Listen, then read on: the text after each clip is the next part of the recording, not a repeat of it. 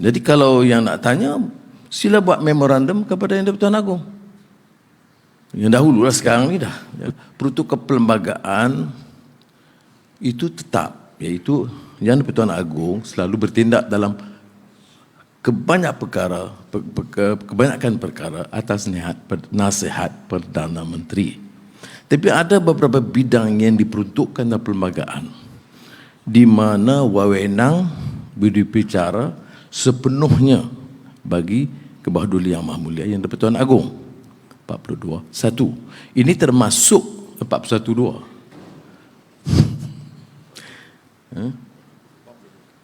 42.1. Saya test KSN ya. Sebab okey, 42.1 ya, minta maaf. Itu Yang di-Pertuan Agong harus memutuskan kalau untuk wilayah persekutuan dalam mesyuarat lembaga pengampunan. Kemudian Yang di-Pertuan Agong memutuskan dan keputusannya itu muktamad. Pertimbangan yang besarnya bukan undang-undang. Undang-undang itu proses Badan Kehakiman sehingga Mahkamah Persekutuan. Pertimbangan utamanya adalah soal ihsan, compassion, apa yang disebut Yang di-Pertuan Agong itu sebagai mercu keihsanan atau fountain of mercy. Ya. Sama ada tuanku Yang di-Pertuan Agong memilih untuk memberikan penjelasan atau tidak, itu wewenang tuanku. Saya nak jelaskan ini ya. Baik. Lembaga harus beri pandangan.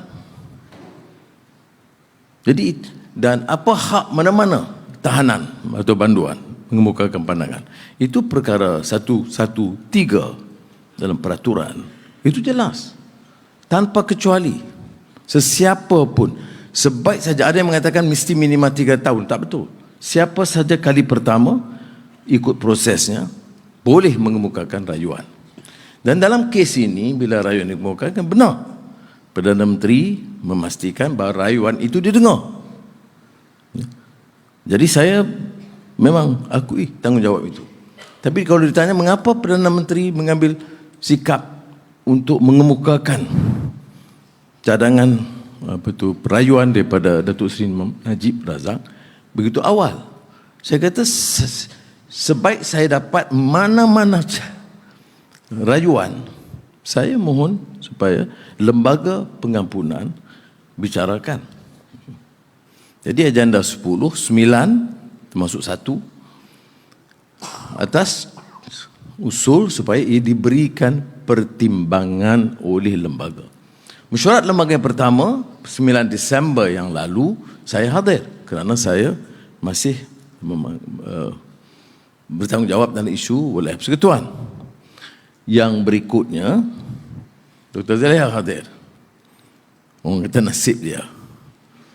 Bukan, ini soal tanggungjawab. Wilayah tu ada, jadi dia jalan. Peguam negara hadir dalam semua mesyuarat. Lagi hebat peranan dia. Tapi proses itu mengikut kaedahnya yang saya teliti dalam satu mesyuarat yang saya hadir. Itu mendengar pertama apa asas rayuan. Selalunya memikirkan peranan dia, perjalanan hidup dia sebelum itu, keluarga dia, kehidupan dia di penjara, jasa dan khidmat dia, baik kepada keluarga ataupun kepada masyarakat, atau dalam kes Datuk Seri Najib kepada negara, itu semua diberi pertimbangan. Kemudian diberikan juga penjelasan tentang proses Badan Kehakiman. Apa kesnya, apa hukumannya. Kemudian kalau ada kes-kes yang dalam proses, semua itu dijelaskan, saudara.